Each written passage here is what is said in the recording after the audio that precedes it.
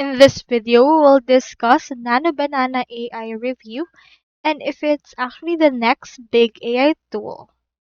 So the Nano Banana AI is something that can transform any image with simple text prompt.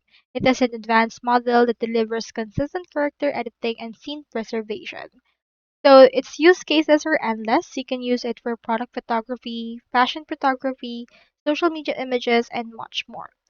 So with this, they actually use Nano Banana with Google's Gemini and Imogen.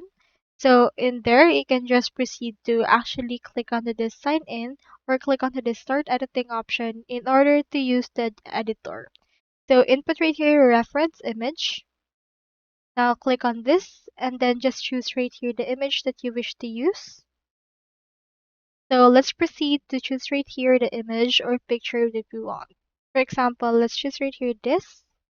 Click on open and input right here the prompt for that. So for example, let's input make her a boy. Then for that, click onto this generate now option and then this will generate this particular image based on that.